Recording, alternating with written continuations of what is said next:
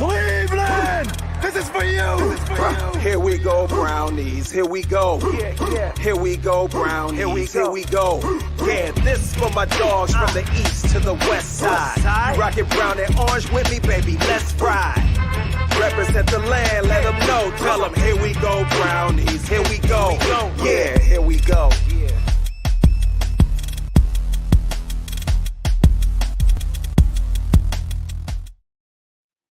Welcome in, everybody, to another episode of the Here We Go Brownies podcast. I'm Allie Heisen, coming at you live from Sneads Ferry, North Carolina, and joined with me, as always, out in beautiful Cleveland, Ohio, we've got Dustin. Wow. Dustin, how you living? Hey, the script has flipped.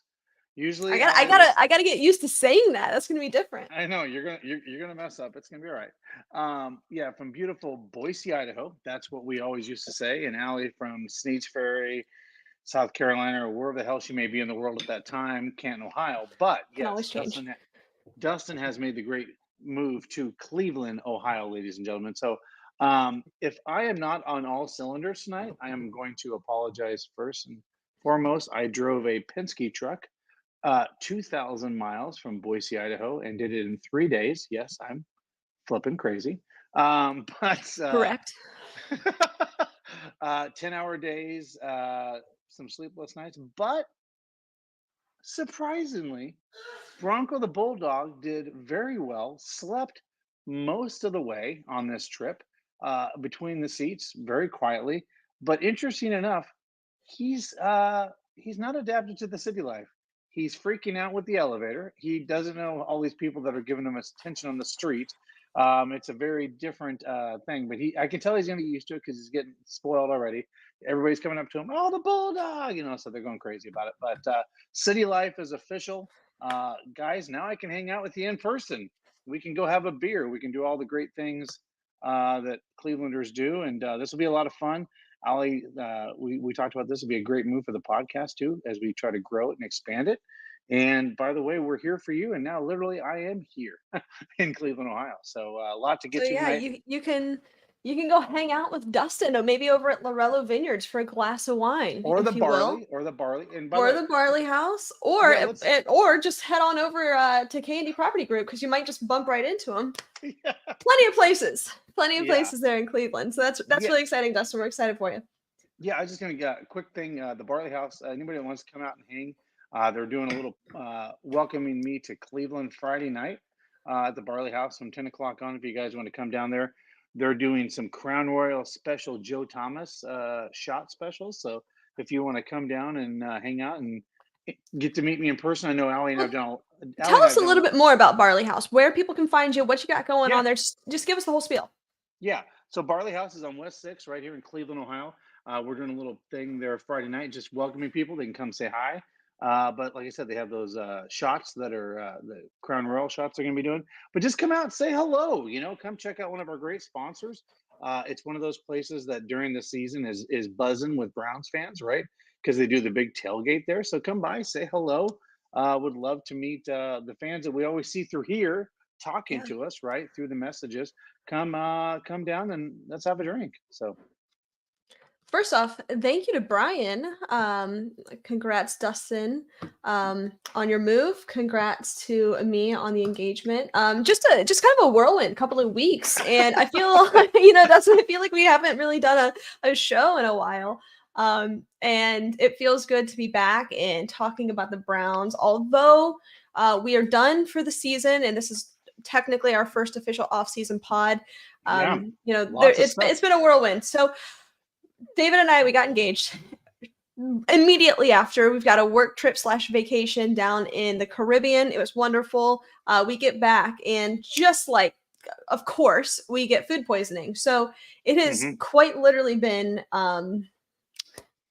just a whirlwind of the past 2 weeks. So if I am not my full self tonight on the pod, I am actually recovering from food poisoning.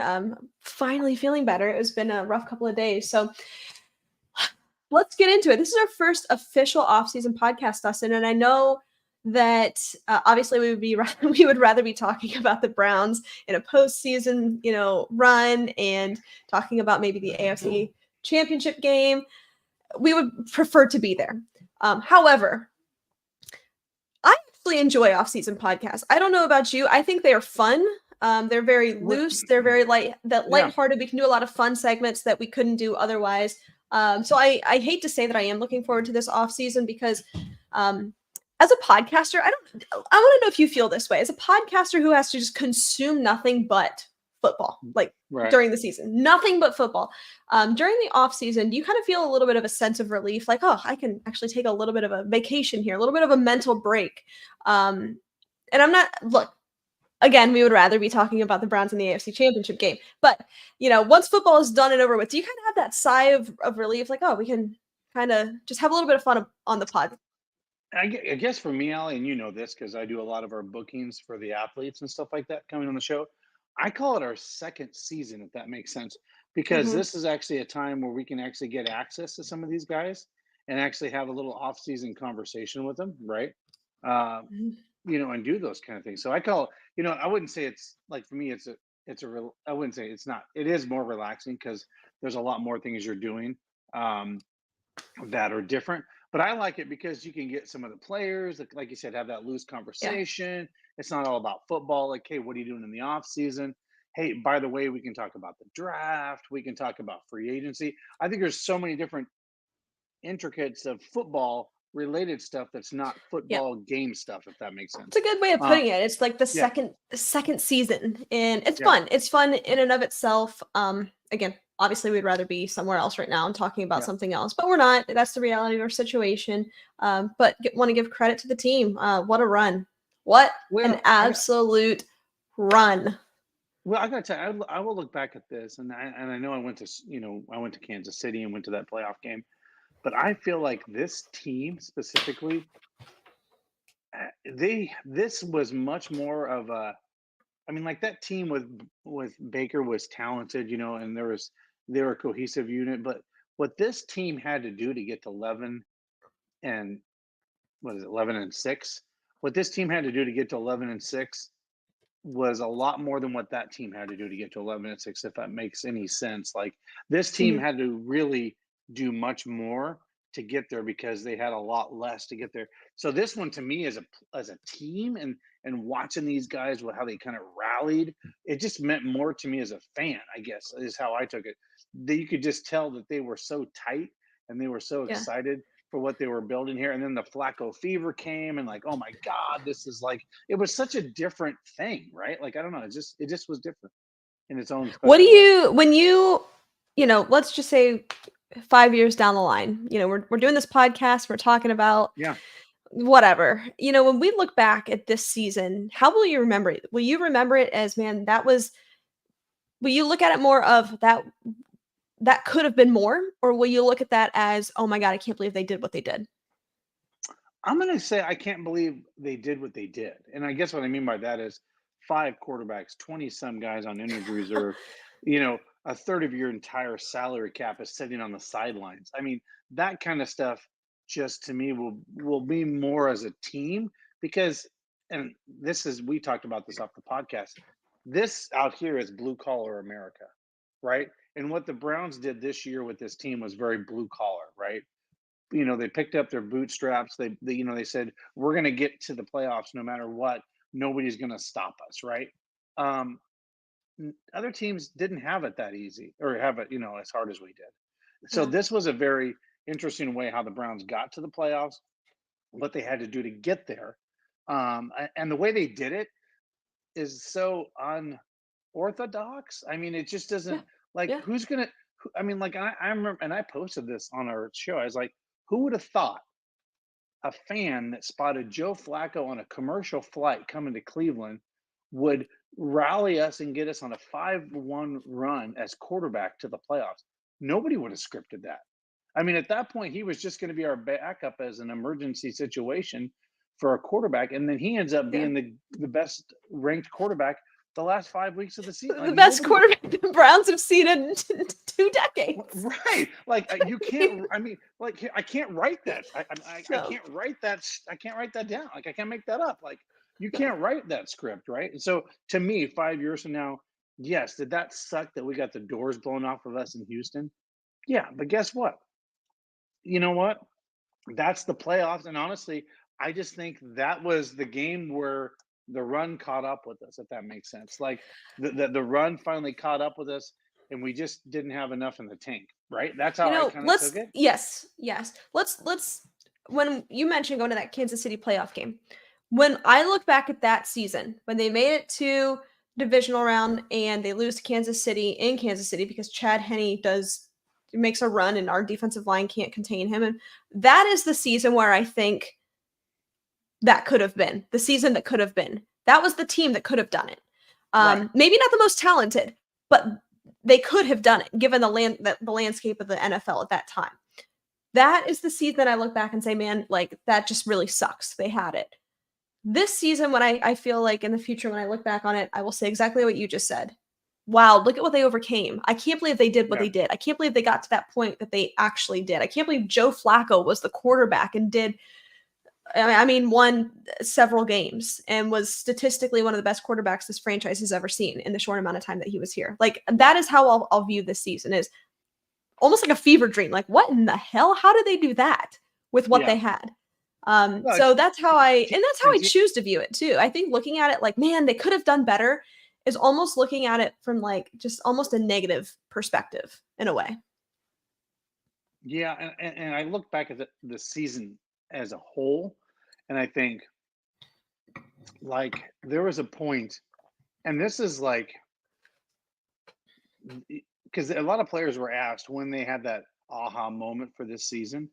And it's interesting because if you notice, like I went to the Seattle game and I went to that Ravens game where they got the doors blown off of them. And of course, Deshaun wasn't a quarterback. But didn't you kind of feel up to that Rams game, the Browns were just kind of up and down, up and down, up and down, right? They were hot, they were cold, they were hot, they were cold. And a lot of the players say when Joe Flacco started that game in LA and they saw how well he played, they all kind of said, hey, with this guy, we can get to that, next spot. And they kind of just rallied around him. And I think that's where a lot of the players have said, you know, uh, that's where that was kind of the movement in the season. And it clearly shows, right? The Browns shifted to that point in the season and they didn't look back, right? Even when they were down against the Bears, they knew they weren't out of that game even, right? So I think that was the moment in the season where they shifted and said, we have an adult former Super Bowl quarterback, in the room that he's never seen anything that doesn't surprise him. Let's rally around this guy and let's try to save this season. And I think that's what happened. I think that really is what happened.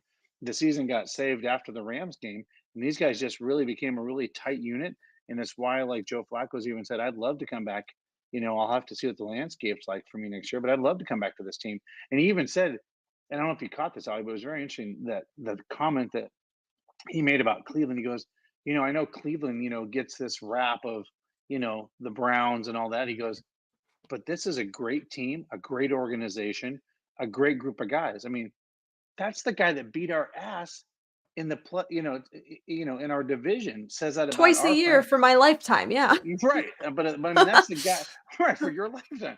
But that is the guy, but that's a guy that came inside the doors, right? Got inside the building and said, they've got the right GM, they got the right group in place now, and they're and you, Ali, we talked about it now.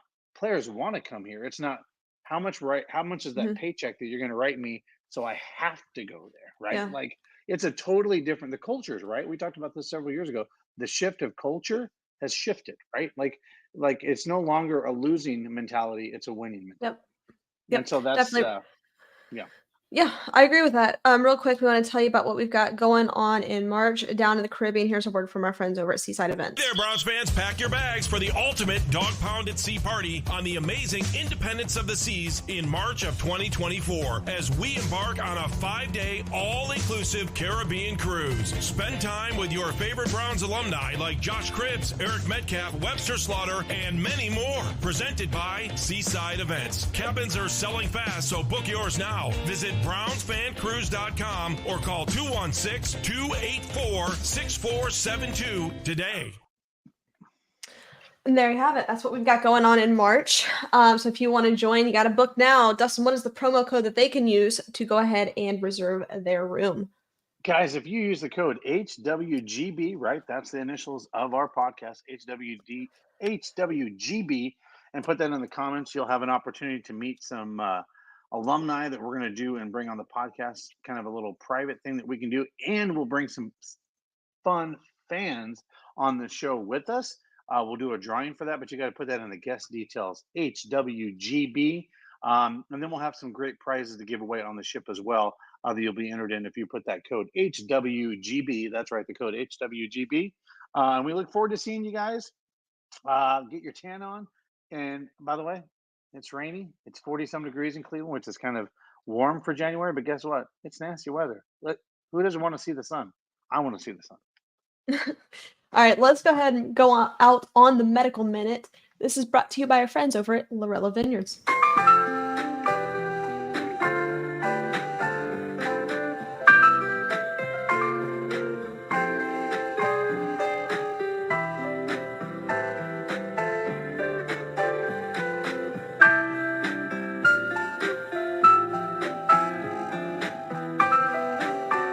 Everybody, my name's Kim Lorello, and my husband and I, Larry, started Lorello Vineyards over 21 years ago. We're a small cantina nestled in the Grand River Valley in Geneva, Ohio. Our winery consists of 2 beautiful tasting rooms, and we have 2 rooms that can transform into party rooms inside. Our menu here at Lorello's is home cooking. We have wood-fired Tuscan pizzas, paninis, salads, and several appetizers. We have award-winning wines that have won medals internationally, nationally, and locally. In the summer and springtime, we have a beautiful outdoor patio that also we have live entertainment. We also have entertainment sporadically through the entire year inside during our cool fall and winter months. Additionally, outside in the summer, we have a beautiful tent that can house several guests for a private function. We hope to see you soon, and if you want any more information on Lorello Vineyards, you can go to our website at www.lorellovineyards.com. We hope to see you soon.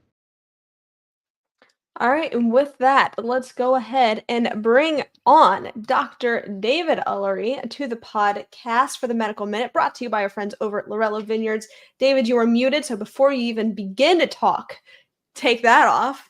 How's it Called going? me before I started.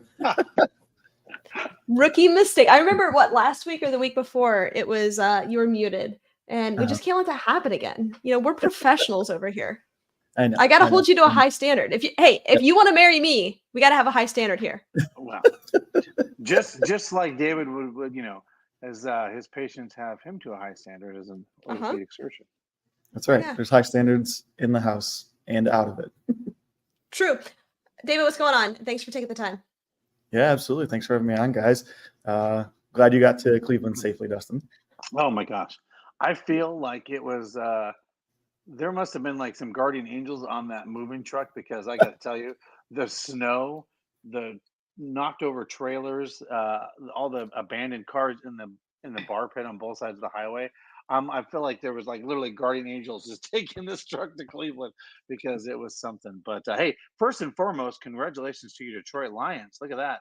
First time, in 30 some years, they've advanced to the NFC championship game. Like, look at this. I mean, look, it's something. There's something in the water. All the teams are around Lake Erie this year. The Bills, the Browns, and the Detroit Lions have all.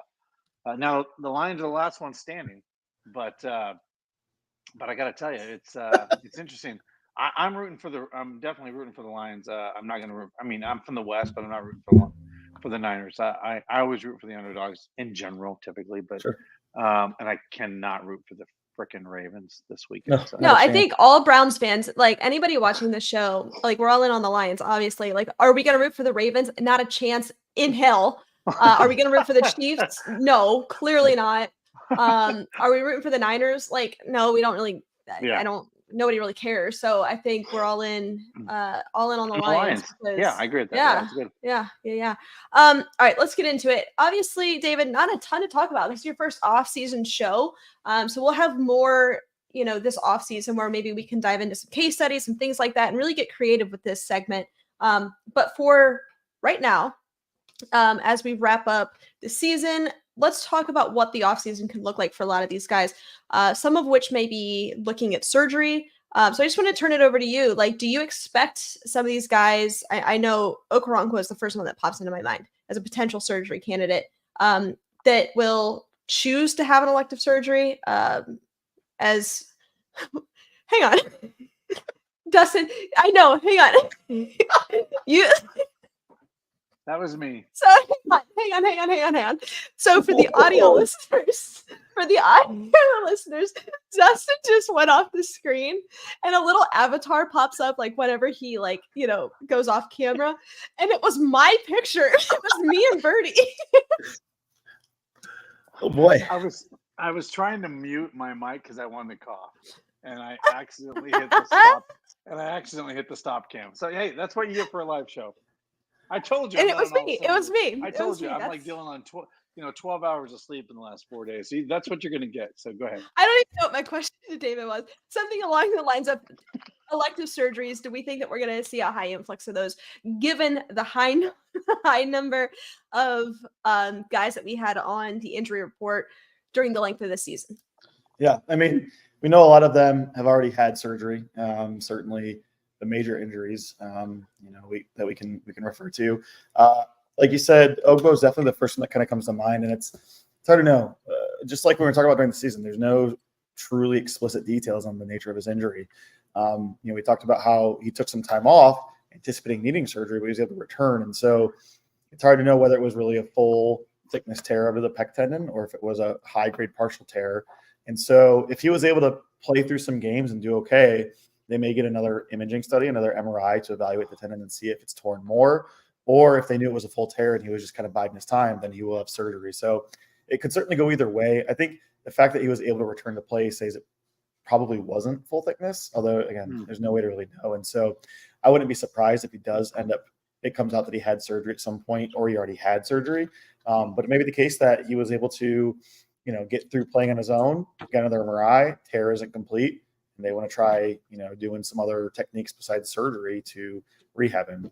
The only other one that I think is at least relevant or one to consider would be with Joel Bitonio. He was rolled up on in the wild card game and had a high ankle sprain. Now, I saw some videos just recently of him accepting an award for the Browns, and so it looks like he's up and walking. There's no boot, there's no crutches, and so my guess is it was a low-grade high ankle injury, and so something that was only type 1, maybe type 2, that did not require surgery with no true stability. And so I would be very surprised if there's any word of him having surgery. And it seems like he'll have a full recovery, and typically those take 5, 6, 7, 8 weeks to really get back to full recovery and healing after a lower grade injury. So he'll have no problem training in the offseason and getting back to it. Otherwise, just for, the rest of the players, I mean, we've talked about, kind of ad nauseum with Nick Chubb and Deshaun about their injuries and what their rehab entails. Certainly for Nick, he's getting more into probably some more rigorous exercise now. I mean, it's been a couple months. He's probably starting to do more strengthening like we talked about. He's off crutches. We saw him walking with a brace and even without a brace. And so pretty soon he'll hopefully start some more impact straight line running, and that we have what we use in our therapy gym is an anti-gravity treadmill. And so you can start the running motion, but it kind of puts you get in this almost like a bodysuit or a wetsuit, and then it zips into it around your lower calf, and it creates kind of this negative pressure or anti-gravity space. So the impact on your knees and your hips is less.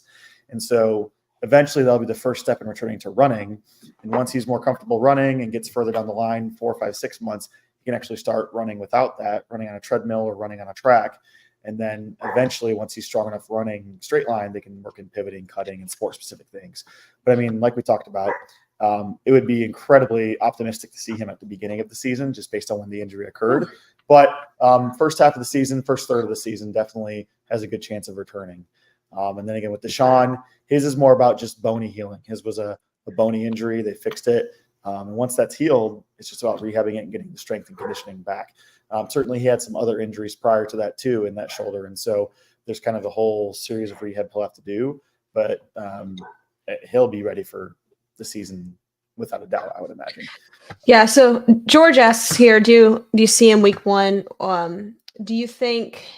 Let's do that drill for both Deshaun and for Nick. Deshaun, you think he'll be ready to go week 1 regardless? I think so. I think we'll see Deshaun week 1 for sure.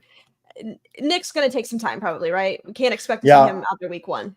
I would not. I mean, on average, we always say for even just a primary ACL, so it's the first time injuring just the ACL, we talk about 1 year returning to play. Certainly there's instances where you return earlier and you can get back to it sooner. But on average for a professional athlete returning to sport, especially football, which is high impact, high cutting, high activity, and we look at 1 year. And so for a second surgery with another ligament involved, on average, it takes longer. And again, these athletes are not your standard high school or college athletes. I mean, these are equivalent or akin to superhumans, and they have all of the best resources available to them. And so while there's probably an outside chance that he could make it by week 1, I would not anticipate seeing Nick Chubb week 1, but we will see him certainly by October, I would say. So week 4 or 5, something like that. I think so. I think that can be a reasonable expectation.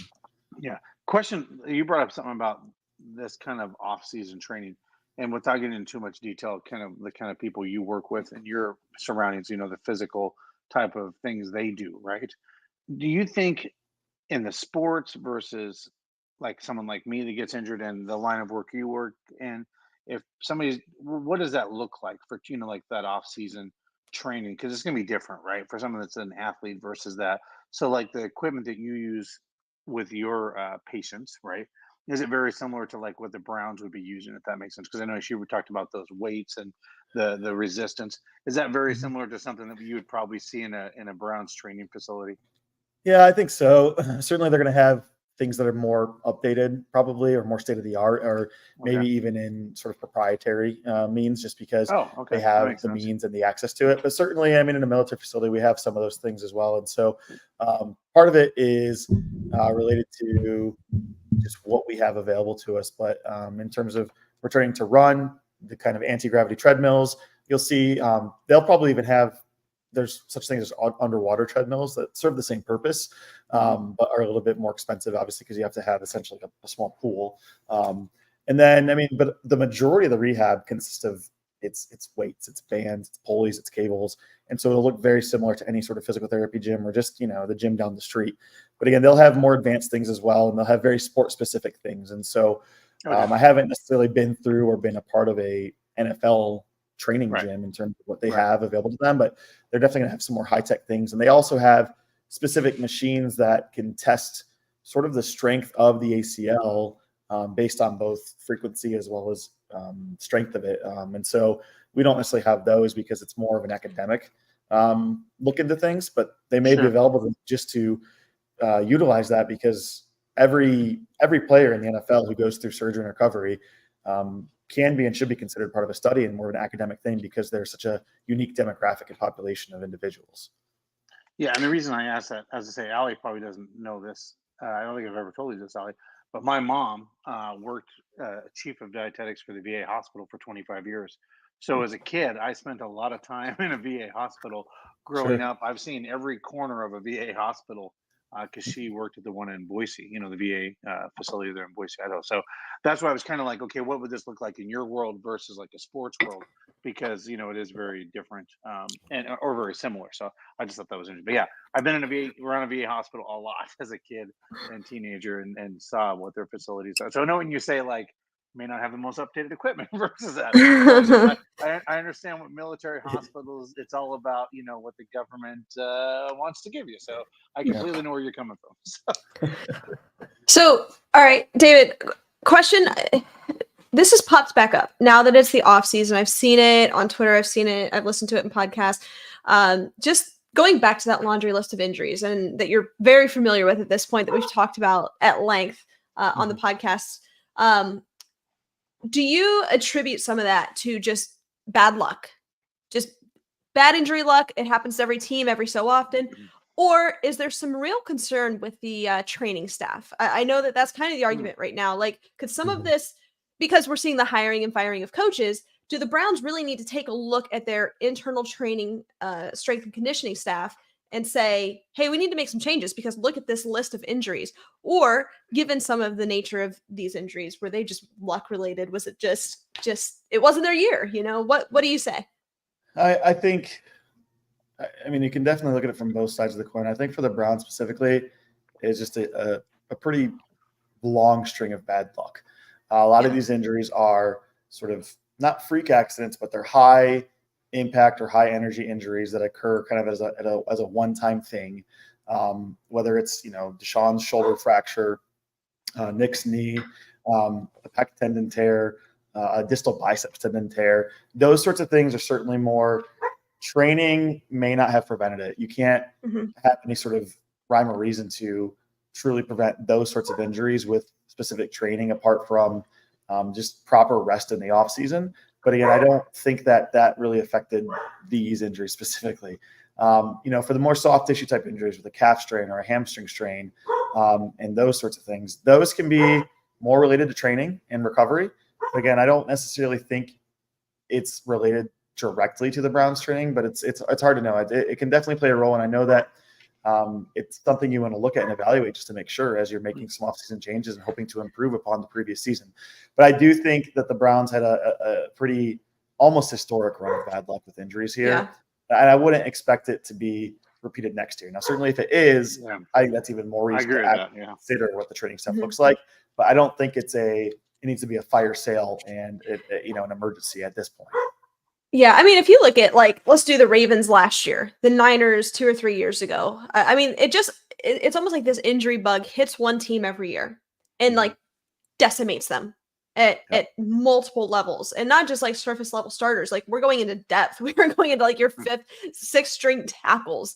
Just curious. I've seen a lot of that floating around on socials. My next really important question for you is Birdie outside? No. Or are they in the bedroom? Yeah, they're both locked in the bedroom, and Ludo doesn't like hearing me talk and not seeing me. Yeah. So here's the thing. Here's the thing, everybody. There's only so many places to hide in this house away from our two heathen dogs. So if you hear them, it's just part of the podcast. This is the Here We Go Brownies podcast, brought to you by Lurdy and Budo, is what I just said. Birdie and Ludo. Well, that's a new one. Also, it's not summertime, so you just can't really let them. Can't just let them out. No. Yeah, because it's there'll be mud all over your house because it's. Yeah. And it actually is raining right now, so yes, there would be. Is it gross? All right. Another important question. This is actually turning off of some of the medical stuff here, David, but something you'll have knowledge on. As you know, the Browns made the hire of Deuce Staley for running backs coach. Obviously, he spent some time in Detroit.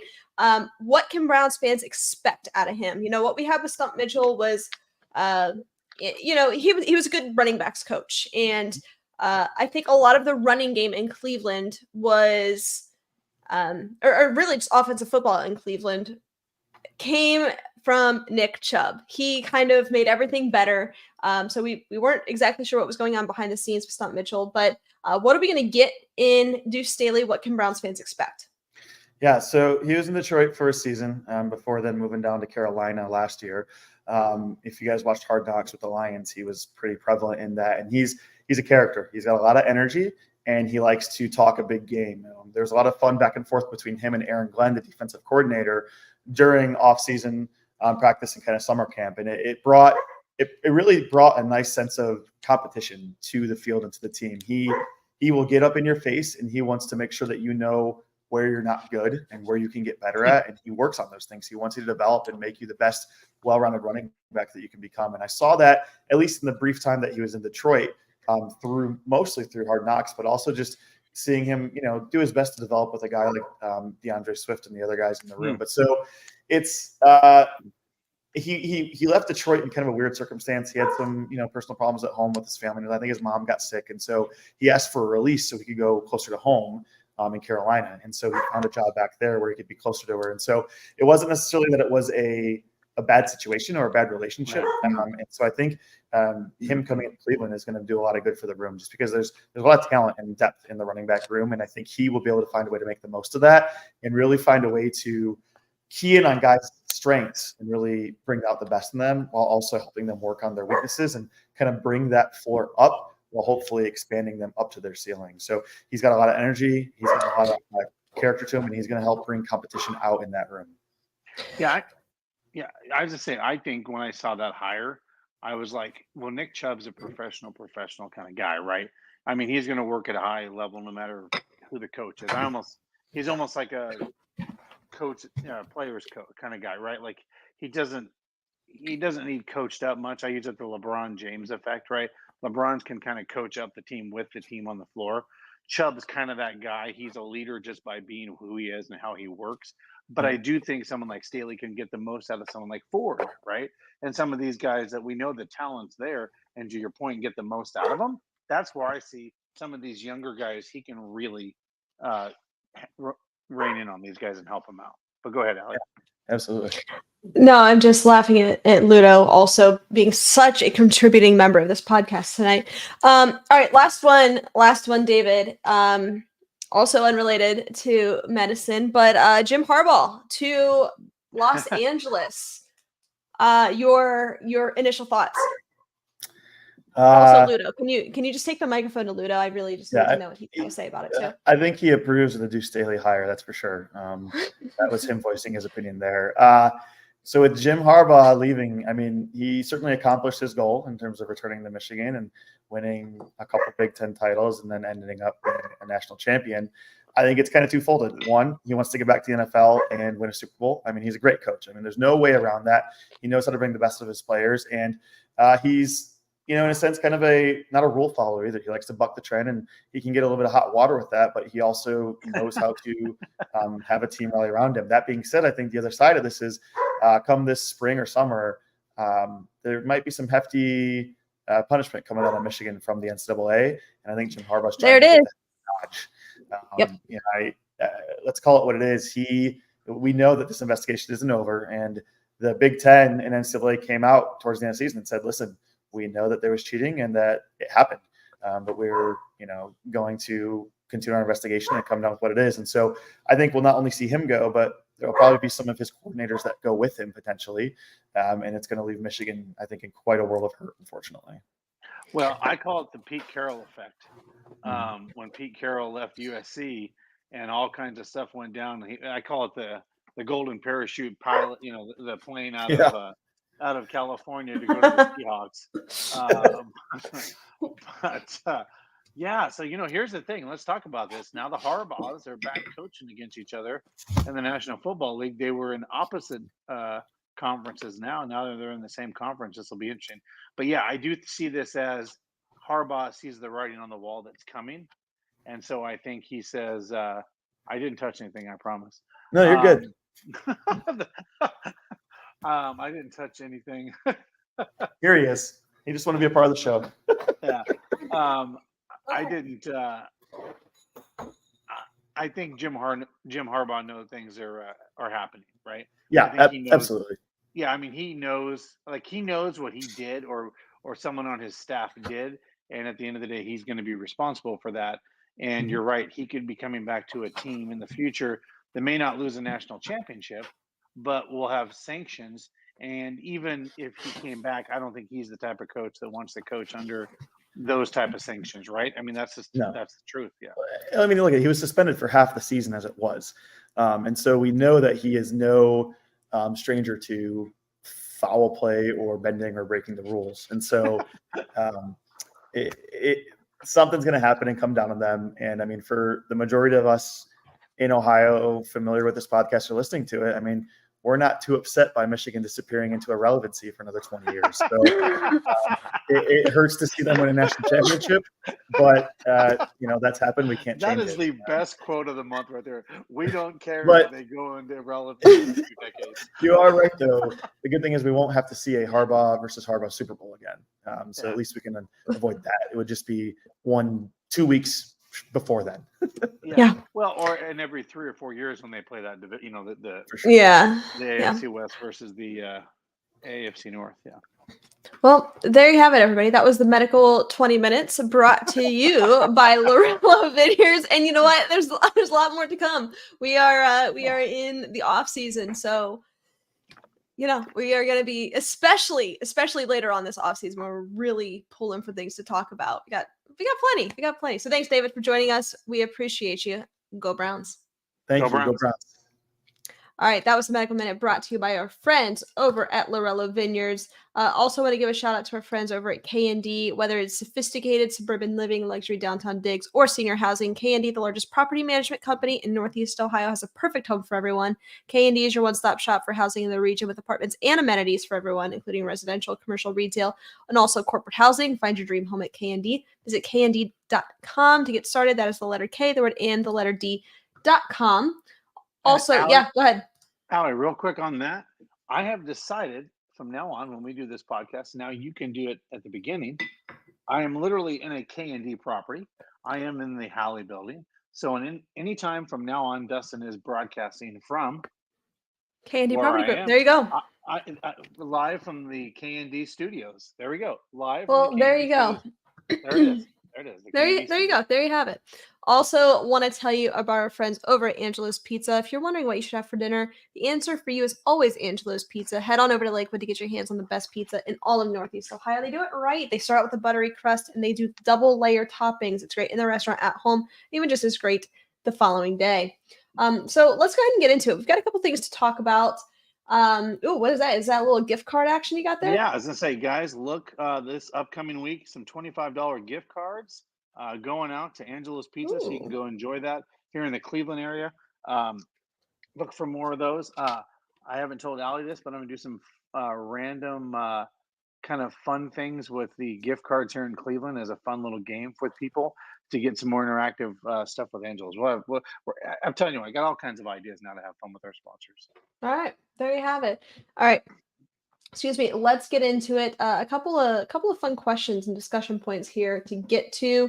It's going to be brought to you by our friends over at Circle K. Here's a quick listen. Browns fans, get ready for a sizzling sensation that's about to heat up your taste buds. Circle K is bringing you a hot deal this football season. Introducing Circle K's Hot Chicken Wings. And the best part, the price is as hot as the wings themselves. Pick up 6 wings for just $5.99 at your local Circle K today. So what are you waiting for? Gather your friends, your family, and anyone else who craves the ultimate wing experience. Circle K, where every deal is hotter than ever before. Here we go, brownies. Only at Circle K. Okay, my first question to you is the first question of the off season. Let's talk about some positions of need. Obviously, we're not going to spend a ton of time here. We're not going to throw around names. We're not going to talk about the draft. We're not going to talk about prospects that are still, going through the draft process. I just want to talk about, as it stands right here, right now, Andrew Berry, what he needs to address this offseason. Your biggest holes in this team are what, Dustin? Biggest holes in the biggest holes, because I don't think when there was no injuries, I didn't think there was a ton of holes. I think we need to address speed on the linebacker position. I think we need depth at linebacker position, and it needs to have speed. Those are the two things I think are a glaring one. And now I was just going to give a quick shout out. I know we didn't mention this earlier, but Myles Garrett winning the Professional Football Writers of America Defensive Player of the Year. How cool is that? First time that I think a Brown has done it since 1982 when they started doing these awards. And they said usually they follow what the AP does. So hopefully, fingers crossed, he gets that in both departments. But well deserved for Myles Garrett and what he's done for this organization. But yeah, linebackers for me and speed at that position, more speed. Yeah, I always agree with that. I don't think that we've had enough depth and speed at the linebacker position, but that's not my number one on this list. And I agree with you in the sense that when you're healthy, you don't see these holes, right? And I think that there's so much talent. There's so much talent, right? Especially with some of these that I'm going to read off to you in a second. That when you're looking at it at face value when everybody's healthy, you say, oh, this is a great football team on paper. But obviously when things happen, contracts, injuries, aging players. So as it stands right now, going into the season, I really think offensive line is, you have to have it. I mean, you have, yes, and depth. I don't think this is going to be the sexiest draft for your Cleveland Browns. You're going to see a lot of offensive linemen going off the board, maybe a corner. A lot of big guys. A lot of big boys. And, I think that's okay. Offensive line, really, really big area of concern. You lose Jack Conklin, you lose Jedrick Wills, you lose, You lose Thanos. You lose all your guys. So tackle is Well- obviously a big area of concern, but look at your guards as well. Got an aging Joel Bitonio who has battled injury this year. Same with Wyatt Teller, who actually towards the end of the season had a great year. You still sure you can throw a pick here at a center or go sign somebody. That's whatever. But I think that's a real thing. You've got a real problem at offensive line. When you think of the Cleveland Browns with Bill Callahan, you think one of the best offensive lines in the league. I did not think that of this team this year. I did not think that they had the best offensive line in the league. Even when they were healthy, I thought that they were playing inconsistent. I won't say poorly because they were never that, but they were playing inconsistent football. Another being running back. Got to have a running back. However, I don't think you need to go out and draft one with Jerome Ford. There's a couple guys, and I can name you some of them, in the free agent market that certainly pique interest. You've got guys like and some of these obviously are not a fit, but the free agents that are going to be available, you got Saquon Barkley, Josh Jacobs, Tony Pollard, Derrick Henry, Austin Eckler, DeAndre Swift, who there was interest in prior to this year, Zach Moss, Devin Singletary, Antonio Gibson, J.K. Dobbins. You've got some guys on that list. A lot of those are not good fits. We'll save an entire podcast for that, okay? We're not going to do that right now.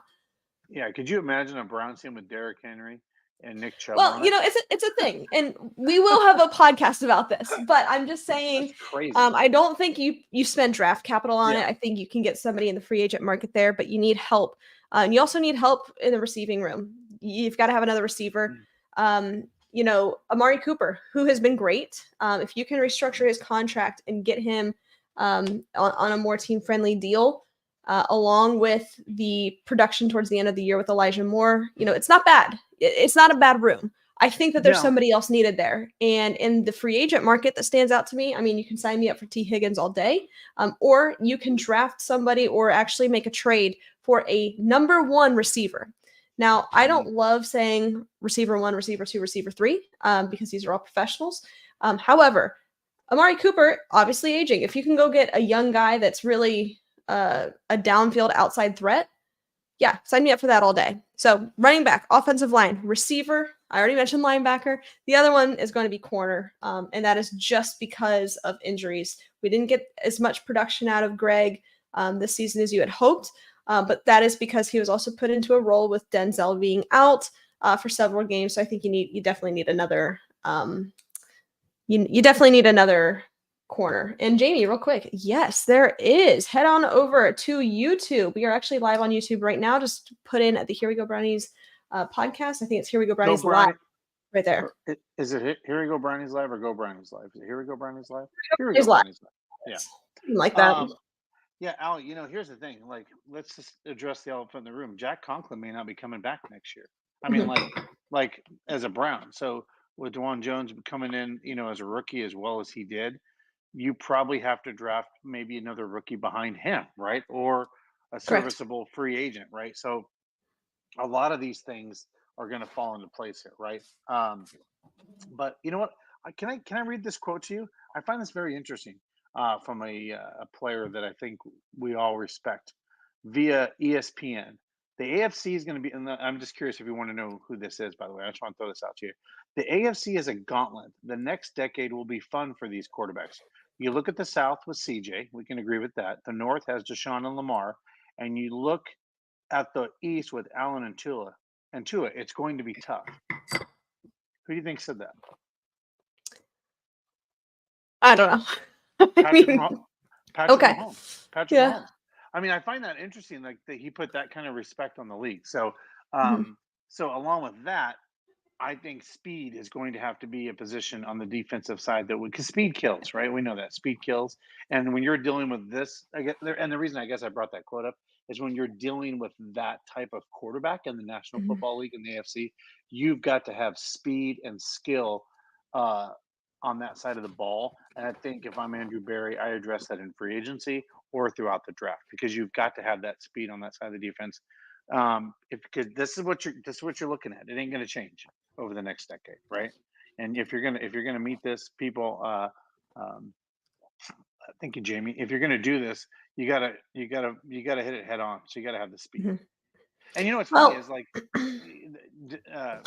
Hanford addressed that. He goes, not only do you need to be like when he sees some of these DBs and corners and safeties that are drafted, the very first thing he literally says, I need speed, but I also need size. Some of these guys he thinks are too Yeah. small and can't take a hit because the AFC North is. I mean, the weather we play in, he addresses you need size too, and I thought about that too. Some of these guys, sometimes the speed you get small guys, right? They aren't big, so you kind of have to get kind of a hybrid guy. I think. Yeah. Yeah, definitely. I agree with that. And I mean, when you play in the division that you play in with Joe Burrow, with Lamar, and whatever they've got going on in Pittsburgh, you have to have I mean, and let's expand it to the rest of the AFC. Justin Herbert, Patrick Mahomes, Tua Tagovailoa. I mean, you got some legit dudes here that can take over games. Yeah, Josh Allen. Yeah, Josh Allen. Yeah, you have to have speed. You have to be able to have guys that can cover and do it well and have the size. I mean, that's been part of the problem here in Cleveland. And then, of course, drafting and bringing guys in free agency that have played in this type of environment before. I mean, one area that I'm going to give massive credit to Andrew Berry and his drafting skills is his draft guardrails, if you will. We know that he's been pretty strict about that in years past. He did deviate from that a little bit last year in terms of age, but we know that they do like guys that have big time production from big time schools. And I think as fans, that's really good for us because one, these are guys most likely that we have seen in college football. We're familiar with these guys. We know what they do. And typically that translates. Not always, but typically, especially those guys, especially when you look, and I hate to give the SEC credit here, but when you look at some of these SEC players as of the past couple of years, what do they have? They've got size and speed. And that's what you need, especially when you're playing in AFC North weather. You got to be able to withstand that. So yeah, that is I agree with that.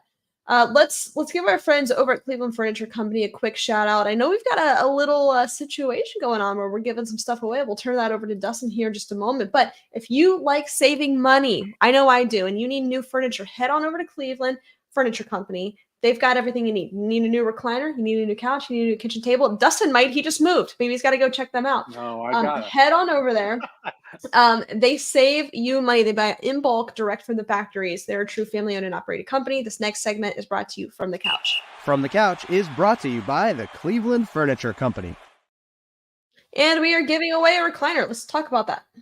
Yeah, guys, through the end of the month, we are giving away a recliner. If you follow us and follow the Cleveland Furniture Company on Instagram, Facebook, both those, you get extra chances if you do that through actually Instagram. But we're giving an $800, $799 recliner away. Who doesn't want a new recliner to relax in during these cold winter months, to relax, watch a little TV, play some games, sit on your phone, just chill out, whatever you want to do? Get that recliner. Well, we're giving that our great friends over at the Cleveland Furniture Company. And yes, Allie, I need a bed. So I'm going to go shopping over there for a bed. Yeah, guys, I talk to our guys. If you need furniture, bedroom, living room, whatever you guys need, let's get something nice and get it in your home. But more importantly, share that. I'll post it again. We're going to do it a couple more times before the end of the month. But share that with all your Browns fans. I mean, a free recliner. I mean, come on. And by the way, here's the fun thing, Allie. We're going to work it out where we deliver it right to your house. You don't even have to come pick it up at the store. We're going to go right to your house and deliver it in your hands. Boom, there's your recliner. All right. Well, what do you got to do? Remind everybody, what do you have to do to make it happen? How do you get the recliner? So you have to follow us on, obviously, on Facebook and the Cleveland Furniture Company on Facebook. And then you got to follow us on Instagram and them on Instagram, the Cleveland Furniture Company. That's just for extra chances.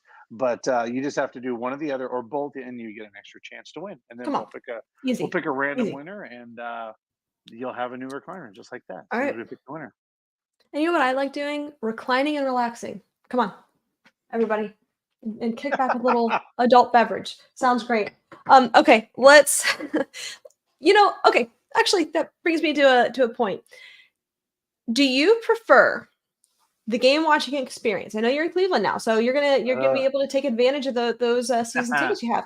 Would you prefer, let's just say all things equal, it's not the AFC Championship game, it's not the Super Bowl, just a regular, season game. Do you prefer watching it from your Cleveland Furniture Company recliner or in the stadium? Well, that's What is twofold. your And now, preferred and that viewing now, experience?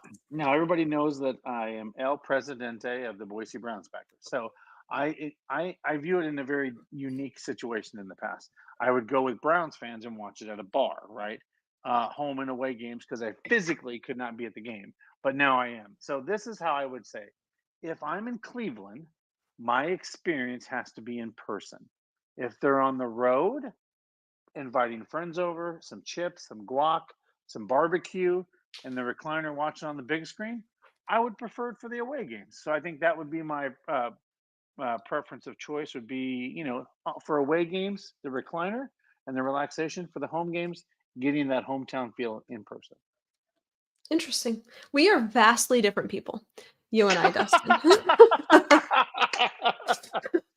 That's why it makes for a great podcast, Allie. I actually do not really enjoy going to football games in person. For many reasons. One of which, it's just too many people. I think I could do about one a year where it's, you Yeah, go all in, and you that's what do we it, and you Allie, and that's what Allie and I try yeah, to do. Is go that's one big. fine. That's fine. I can get on board with that. Um I just don't think it's super enjoyable for what we do. When you have to sit back and say, okay, what kind of coverage is this defense in? What are they doing? What type of formation is this offense in? What are we gonna see? Are we gonna see pulling You have guard, to have pinpool the eye concepts? in the Yeah, sky. you can't see that when you're in the stadium. So it makes it difficult for what we Good point. do and has ultimately impacted my viewership, if you will. But I've always just been let me just watch it at home. And you know what's funny? You mentioned I want all my friends over, we'll have some chips, some guac. No, not me. You know what? I know about this It is experience. me. It is me. It is David. He's learned how to deal with me on game day, so we'll watch it together. Um, and if we're home in Ohio, like my mom and dad, and like literally that's it. One time I watched a Browns game, or maybe it was an Ohio State game. I can't remember, with like my whole family, and I said, I'm out. I cannot do this." Because we get heated, we get excited, and Oh, I just I it's saw Allie at a restaurant. So Allie knows this. We went to a restaurant with our friend Ray Showdog Prisby to the Ohio State game, and you could just see like the blood boiling inside of Allie that was watching the really difficult for me to do. That was because really she was difficult. you could tell she was ready to scream at the world, and I'm like, I would love to be a fly on the wall with Allie in a closed room on a game day, like listening to the profanities and I'm things she's pretty yelling at no, the I'm pretty sure that David has a picture of me like planking on the cabinets at one point. Like I just get so amped up. Like I get crazy. So no, I prefer to do it from Oh, home. I know. Well, we know how you got amped up because I know from the past. I know this from the past. You actually videotaped yourself running out the front door. Yeah, I I remember. ran into the street. Yeah, when the Browns made the playoffs, I ran into traffic. So I wouldn't recommend doing that at all to anybody. But But that's that's what how we I do. watched the game. That's how we do as fans, though. That's because we Hmm. are rabid fans at the end of the day, and Hmm. we like to let the world know how excited we Have are. So yeah, I you, get. just from a personal standpoint, has podcasting, has Mhm. doing what we do for as long as we've done it in the manner that we do, has that impacted your fandom at all? Has it like added to your fandom, or has it made you kind of pull back a little bit with a more level-headed approach? Kind of both, just because we've gotten a lot of opportunities to do a lot of cool things, and we've got to meet a lot of amazing players now and former players. So that part of it has made me more fandomish, if that makes sense, in that space. But it also has made me. I'll tell you what it has done. Um, and if any of our former Browns legends are watching this, it has really made me respect the player more, if that makes sense. And what I mean Mhm, by that is seeing players in a different light, if that makes sense. Like these former players like Eric Metcalf, Bernie Kosar, Felix Wright, uh, how much, we've seen it, how much knowledge they have. And some of our friends like Greg Williams that have come on the show, and just the human element of these individuals, it's made me respect what they did as a player, I mhm. guess, and not just jerseys going up and down the field like a lot of fans, I'm just going to call it how it is, see a lot of athletes, right? They're just jerseys going up and down the field with names that interchange every few years. I've got to enjoy the human element of these people, and I have a different perspective of what they did to get their bodies in shape and what they do to put their life kind of on the line, every week to go out there and do this sport. So it's made me think very differently in the human element of the person of the player. Yeah. So for sure. Okay. Yeah, I What about yeah, it's you? What about definitely you? yeah, it has 100% changed the way that I fan. And not necessarily in a good or bad way, just in a different way, right? I used to be, when we first started doing this a couple of years, started doing this podcast before the 2018 draft. And it was a different Those were world the back then. that was It the was it lean was the lean different. years, the lean Uh, years. the Yeah. the lean years, yeah, it was entirely different. So when I first started, I started purely as a fan, with a hobby of watching and talking about football. And now that we've done this for several years, Dustin, it has definitely changed the way that I view the game, in the sense that I don't get as rah hyped up over it as I once did. I just see it from a different lens of, Mhm. okay, if this happens and this outcome happens, what does this mean for so and so? Yes, What does I agree with what that. is the Kevin Stefanski press conference going to look like after this? It's totally different. It is not, let's get on a podcast and try to run through a brick wall. It is, let's break this down in a way that is digestible, and we can get through the week with this, win or Yeah, lose. So it has changed. and for me, and I think you would agree with this, doing the podcast has made us better fans. And what I Mhm. mean by better fans is more educated fans on the full circle of fans, right? Like we are a show for the fans, by the fans, but this really has full circled what it is for fans, right? Like what we do. Yeah. Uh, like and what that means. And you're right. Like, hey, by the way, if this player does A or B, or this happens to player A or B, we're going to lose one of our favorite players like Porter Gustin, right? Like we Yeah. know, like now we can look at one of those things and say, "Ooh, this is not going to be good for this," or "Oh, that's great for that," right? And now we can look at it, like you said, through a different lens. And before it was like Mhm. get on and go Browns, we're the best, let's get there. Like Right. now we look at Yeah. it through like, okay, let's pull back the curtains, right, and let's really Mhm. get in there, right? Because I And I think almost we have a know. hard time, I almost have a hard time talking to, or partying with those fans when we go to those games, where it's like, yeah, let's go Browns no matter what. Or, like at holidays when a family member would be like, oh, what do you think about this? And I really have to take a step back, because the way I want to answer it is, oh, well, what I think about it is, X, Y, and Z. But I and have I to and remember, based on my education, I know this is probably the result, right? Yeah. well, and partly to your point, we know some of these players personally, and it's hard to not answer it from like, man, I just want what's best for this player, maybe not what's best for the team sometimes. Right. And it's hard to That's true. differentiate that. So That's it true. it has Good it point. has changed the way that I fan, but not in a better way, not in a worse way, just in a little bit of a different way that I never could have expected. But it's fun nonetheless, and I am excited to approach this off season. We've got a lot coming for you. We're going to get into draft stuff earlier than you think Yeah. we are. We're going to talk about every position group, contracts, coaches. We've got a lot coming. And same with David when he comes on to talk just about some other things. We can do some studies, some case studies, and anything you want us to talk about. This is the time. You want us to do a segment? Let us know. We will Drop in absolutely the get to it. comments. Drop in the Drop comments. it Yeah. here in the comments. Before we wrap up, obviously we've got some games to pick, but we want to tell you about our friends over at Stadium Mustard. If you don't have Stadium Mustard in your kitchen this season, you're doing it wrong. The iconic brand, the iconic taste, and by the way, it is beloved from ballparks to backyards and everywhere in between. Stadium Mustard is a smooth brown mustard, rich in both taste and tradition, and it's loved by millions. So be sure to head on over to stadiummustard.com to shop now. Dustin, let's pick a couple of games here. We don't have a lot to choose from. Well, and just one quick comment on your better podcasting. I think we brought this up to Josh and Maria Cribbs one time. We try to do a really cognitive approach to take our orange and brown glasses off, Yeah. right? And Yeah. I think as we've done this more and more, we've actually been able to do that. Take off our orange and brown glasses. But yes, we got an AFC Championship game that, Yeah. damn it, the Browns are not in, and an Yeah. NFC Championship game. Let's go. I'm like 5 games Let's behind. How many Yeah, games am you I behind? you are.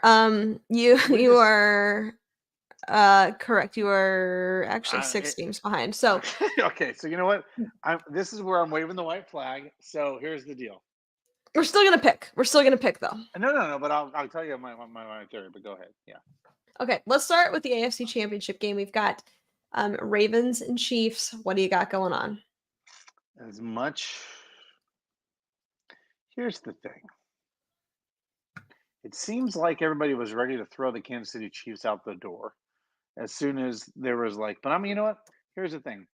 I think experience matters in the playoffs, and I'm still not sold on Lamar Jackson. Shoot me, but I'm just saying I'm not sold on him. And I think C.J. Stroud was a rookie quarterback and came into a really tough situation in Baltimore. And I think Kansas City is going to prevail in this game. It's going to be close, but I think the Chiefs are going to prevail. Okay, I'm going to go with the Ravens. I do not like saying that, and I do not hope that they win, but that's just my gut feeling. I'm going to go with the Ravens, and we'll go NFC here. Lions at Niners. What do you got? I think this is easy. I think you're picking the same one I am. Lions. Surprisingly, no. Oh, maybe not. I'm No, I just I'm going not to, I'm going to favorites. take Yeah. the Niners. Yeah, I am going to take the Niners here.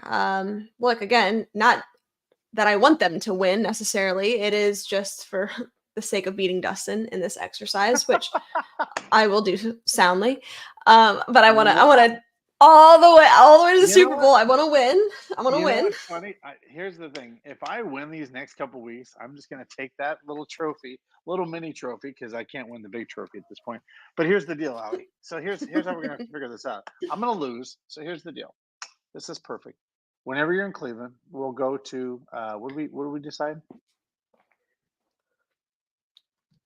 About The bet wasn't where we're going to go last to year. Last year, if I won, you or- owed me the Marble Room. You owed me All a right. steak. So here's the deal. I think David can get on board with this. I'll go to the Marble Room, right? I'll make sure your meal is paid for. David picks up his own meal. I pick up my own meal. If I bring a +1, whatever, that's what it is.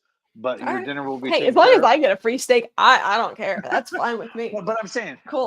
that makes it pretty easy, right? Like you still own your bet, and then after right. this season, we'll Deal. pick a new challenge. I think we should make it some kind of athletic We'll challenge do something. because I think Sign people me will up. enjoy. Cool. All right. All right. Last but not least, just a quick reminder.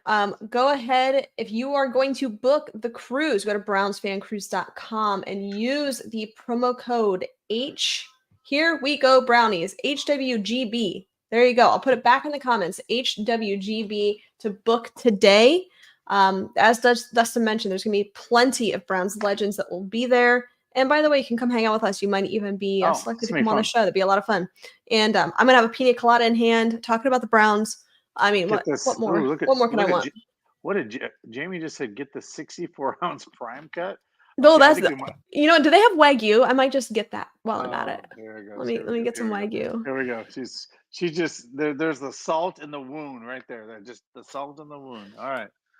Allie, look at that. This show went long, but that's all right. We're all right. It did. That's okay. We do have to wrap up though, because we get penalized if it goes over a certain length of time to upload it onto Apple and Spotify. So we're going to go ahead and wrap up. Although I'd love to sit here and talk to you all with a margarita in hand. I appreciate everybody for tuning in. Stay safe, stay healthy, and as always, Browns fans, go Browns. Go Browns.